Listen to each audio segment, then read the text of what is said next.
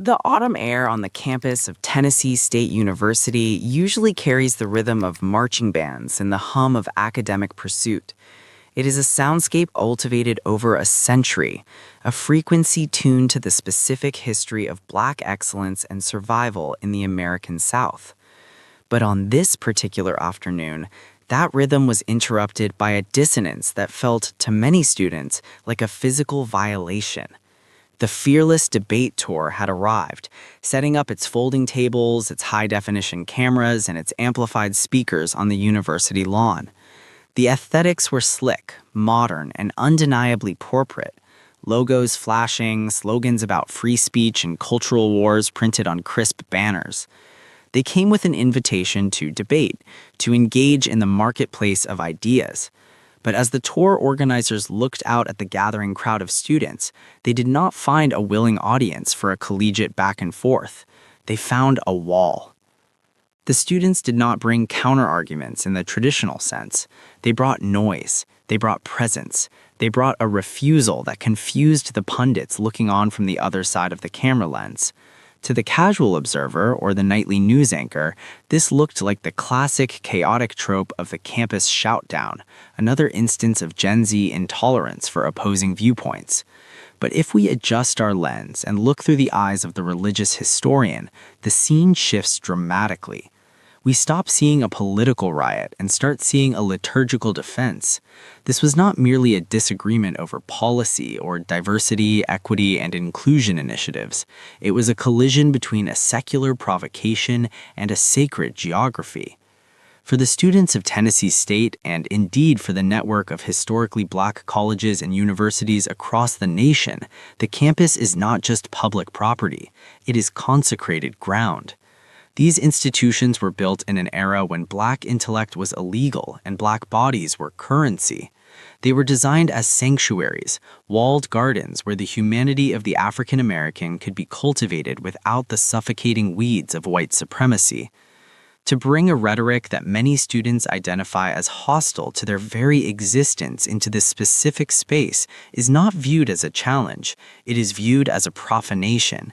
It is akin to walking into a temple with muddy boots and demanding the congregation justify their prayers. When the students encircled the event, drowning out the speakers with chants and music, they were engaging in a form of spatial purification. We must analyze the visual language of this resistance.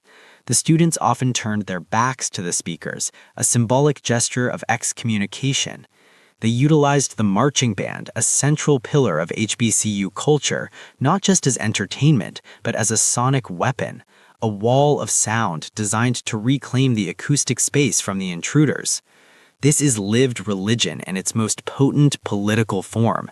It is the belief that some spaces are too holy for certain types of debate, and that the defense of one's community is in itself a ritual act.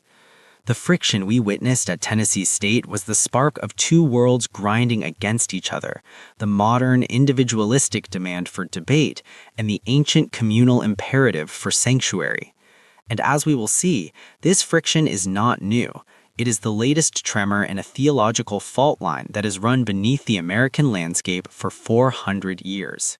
To truly understand the rage that vibrated through the air at Tennessee State, we cannot remain in the present. We must descend into the archives, peeling back the layers of American religious history until we reach the soil of the plantation. The conflict playing out on modern college lawns is a direct reenactment of a theological schism that began in the cotton fields of the Deep South. It is the ancient battle between what scholars have termed the slaveholder's gospel and the invisible institution. The slaveholder's gospel was a theology meticulously crafted to maintain order. It was a version of Christianity that emphasized hierarchy, obedience, and the divine right of the powerful. In this reading of the Bible, God was a God of empire, a cosmic overseer who ordained the master to rule and the servant to submit. Sermons preached to the enslaved were often stripped of the Exodus narrative, focusing instead on the letters of Paul and the admonition for servants to obey their masters. This was a faith weaponized for control, a spiritual architecture designed to bolster the economy of chattel slavery. It was, effectively, the first wave of Christian nationalism, a fusion of faith and the prevailing political order. But out in the woods, under the cover of night, a different theology was being born. This was the invisible institution practiced in the hush harbors, secret clearings where enslaved people gathered away from the watchful eyes of the overseer.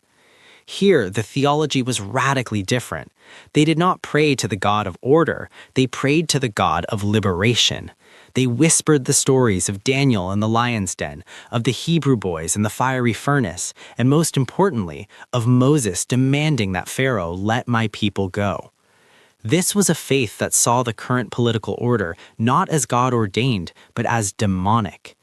The great abolitionist Frederick Douglass captured this dichotomy with razor-sharp precision in his narrative. He wrote of the Christianity of this land versus the Christianity of Christ, describing them not just as different denominations, but as opposing forces, one being the climax of all misnomers, the boldest of all frauds compared to the other. Douglass recognized that the religion of the oppressor could never be the religion of the oppressed. This is the lineage of the HBCU. When these colleges were founded in the wake of the Civil War, they were not just schools, they were the brick and mortar manifestations of the hush harbor. They were established as the one place in America where the Christianity of Christ, the theology of liberation and human dignity could flourish freely, untainted by the Christianity of the land. They were institutionalized safe havens. So when modern groups arrive on these campuses carrying the banner of a faith that emphasizes national identity, hierarchy, and a return to traditional values that historically excluded Black humanity, the students do not hear a new political argument. They hear the echo of the slaveholder's gospel. They recognize the tone. They know the theology, even if they don't use the academic terms. They are rejecting the God of empire in favor of the God of the hush harbor, continuing a 4-century-old resistance against a faith that demands their submission. If we accept that the protest is a theological act, then we must look at the students' actions as a form of liturgy. Liturgy, from the Greek liturgia, means the work of the people. It is the set of public rituals that define a community's worship. On the lawn of Tennessee State, amidst the chaos and the shouting, a liturgy of resistance was being performed. It was improvised, raucous, and fierce, but it followed a sacred logic that the media cameras largely failed to capture. Consider the role of song. In many of these protests, when the rhetoric from the stage becomes unbearable, the students do not just scream, they sing. They dip into the deep reservoir of the Black spiritual tradition. Songs like We Shall Overcome or hymns rooted in the civil rights movement are not merely protest anthems, they are theological assertions. By singing, the students are summoning the cloud of witnesses, the ancestors who fought and died for the right to stand on that very grass. They are invoking a moral authority that supersedes the legal permit the tour group holds. It is a way of saying, your papers give you the right to be here, but our blood gives us the right to silence you. This refusal to engage in what the tour organizers called debate is often framed by critics as anti-intellectualism. However, from the perspective of the Black prophetic tradition, it is a refusal to engage in bad faith.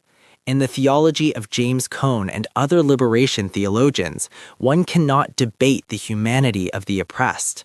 To treat one's own dignity as an open question to be batted around in a marketplace of ideas is a sin against oneself. The students are practicing a form of theological gatekeeping. They are declaring that the God of empire, the God of dominance, of exclusion, of making America great in a way that historically meant making it dangerous for them, has no jurisdiction here. The shouting, the noise, the barricades, these are the modern equivalents of the ring shout. They are a circle drawn in the sand. This is why the clash is so visceral and so impossible to resolve through simple dialogue. It is not a misunderstanding of terms, it is a collision of incompatible deities. On one side stands a theology that views America as a divinely ordained project to be protected. On the other stands a theology that views America as a project that must be constantly judged and redeemed. As we watch these scenes unfold at HBCUs across the country, we are witnessing the widening of a schism that defines the future of American faith. The students are asking a question that the rest of the nation is afraid to answer. Can the Christianity of the slaveholder and the Christianity of the slave ever truly share the same pew? Or are we destined to remain in separate temples, worshiping different gods, separated by a silence that no debate can bridge? The students at Tennessee State have made their choice. They have chosen the hush harbor, and they are willing to shout down the empire to keep it sacred.